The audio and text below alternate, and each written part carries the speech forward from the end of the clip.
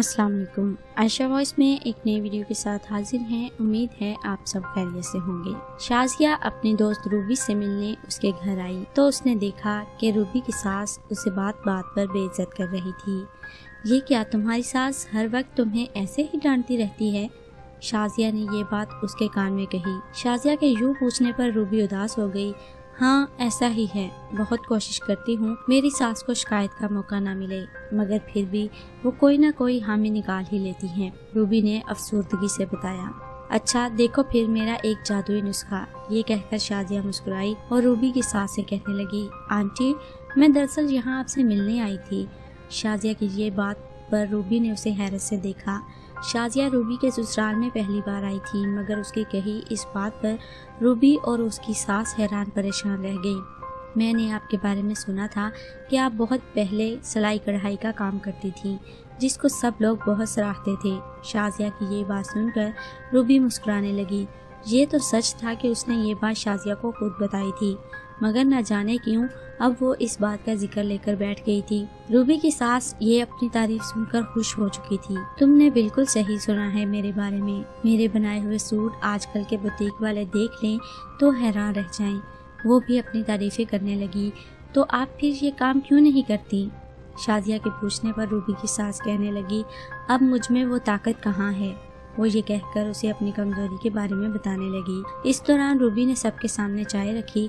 हाय हाय, ये क्या कर दिया? कितनी मर्तबा कहा है मेहमानों के लिए महंगे वाले बर्तन निकाला करो। रूबी की सास ने उसे फिर से डांटना शुरू कर दिया। रूबी बेचारी शर्मिंदा अंदाज में ट्रे लिए किचन के अंदर चली गई। लेकिन आंटी मैं देख रही हूँ आपके पास बहुत सा वक्त है। मैं तो कहूँगी आप फिर से ये काम शुरू कर दें। पैसे के साथ साथ वक्त भी अच्छा गुजर जाएगा। ये सुनकर रूबी की सास सोच में पड़ गई।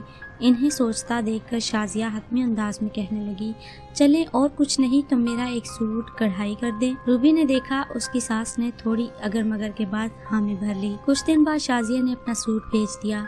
रूबी की सास ने पहले दिन कढ़ाई की तो उसे कुछ खास मजा नहीं आया। वो बार बार सूट देखकर उसके सर पर आ बैठती और उसके काम में कीड़े निकालने लगती।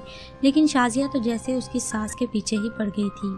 बार बार फोन करके अपने सूट के बारे में पूछती।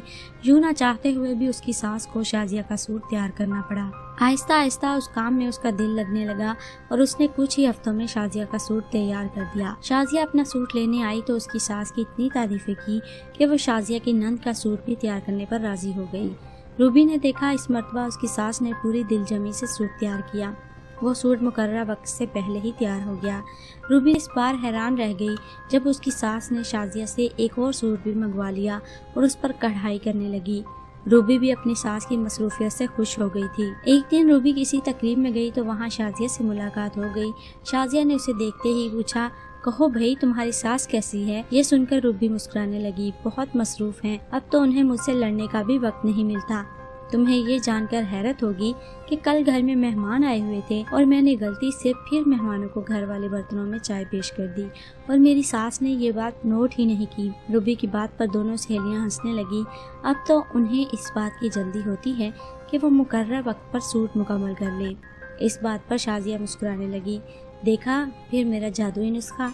दोनों सहेलियां बात करते हुए एक जगह जाकर बैठ गई। हाँ भाई मान गई। हम दरअसल अपने बुजुर्गों को वक्त से पहले बेकार करके न सिर्फ अपने साथ बल्कि उनके साथ भी ज्यादती करते हैं। कहा जाता है कि खाली दिमाग शैतान का घर होता है, इसलिए लाहासिल सोचों और बेकार लम्हात में जिंदगी को जाया करने की बजाय जरूरी है कि आप खुद को मसरूफ रखें। उम्मीद है ये कहानी एक मोरल स्टोरी है जो आपको पसंद आएगी। वीडियो पसंद आने पर लाइक और शेयर जरूर करें और कमेंट में जरूर बताएं हमारी आज की ये वीडियो आपको कैसी लगी। आने वाली वीडियो तक के लिए हमें दीजिए इजाज़त। अपना ढेरों ख्याल रखिए। अल्लाह हाफिज़।